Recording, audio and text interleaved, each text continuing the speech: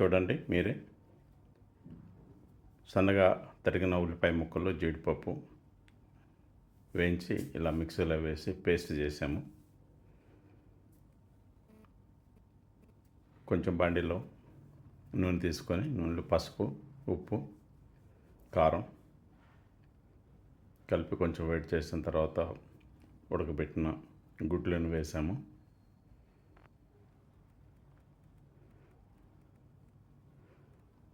గుడ్లు కొంచెం ఎగిన తర్వాత అదే బండిలో కొంచెం నూనె తీసుకొని ఇందాక పేస్ట్ చేసిన ఆ జీడిపప్పు, ఉల్లిపాయ, వెల్లుల్లి వేయించిన పేస్ట్ని దీంట్లో వేసి కొంచెం ఉప్పు, కారం, పసుపు వేసి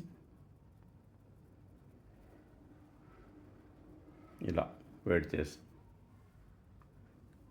కొంచెం నీళ్ళు యాడ్ చేసిన తర్వాత గుడ్లు వేసి మూత పెట్టాము.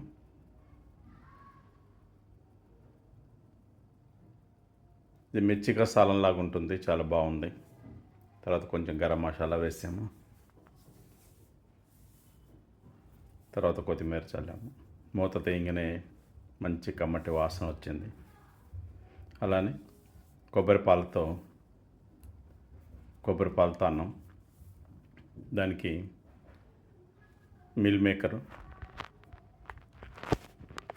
తర్వాత కొన్ని టమాటాలు, క్యారెట్, బంగాళదుంప ముక్కలను కోసుకొని ఇలా నూనెలో బాండీలో వేసి దానిలో తరిగిన ఉల్లిపాయ ముక్కలు, టమాటాలు, బంగాళదుంప, క్యారెట్ కలిపి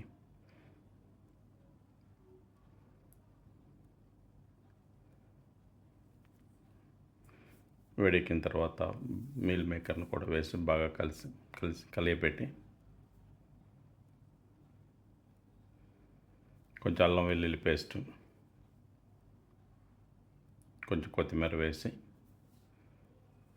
బాగా వేడి చేసి ముందుగా కొబ్బరి పాలను తీసుకున్నాము.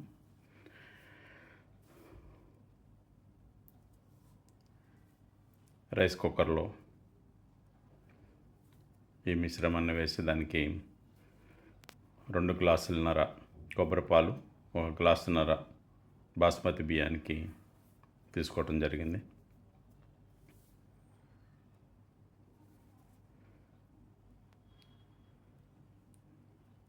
కడిగి నానబెట్టిన బాస్మతి బియ్యాన్ని దాంట్లో వేసి కొంచెం ఉప్పు వేసి కలిపెట్టి రైస్ కుక్కర్లో పెట్టి స్విచ్ వేసాము. ఒక 20 నిమిషాల తర్వాత మంచి కొబ్బరి అన్నం తయారైంది. దాంట్లోకి కొంచెం రైతా, పెరుగు, ఉల్లిపాయ, కొత్తిమీర కలిపిన రైతా. చూడండి ఎంత బాగా వచ్చిందో, నోరు ఊరుతుంది. చాలా బాగుంది. ఆహా, ఏమి రుచులే అనిపించింది. 6 ప్యాక్ కూడా ఫ్యామిలీ ప్యాక్గా మారాల్సిందే ఇవి తింటే. 6 ప్యాక్ చేసేవాళ్ళు కూడా ఫ్యామిలీ ప్యాక్కి మామిడికాయ తిన్నాము. భలే ఉంది. Sunday, happy Sunday. Thanks for watching. Like, share, comment. Thank you.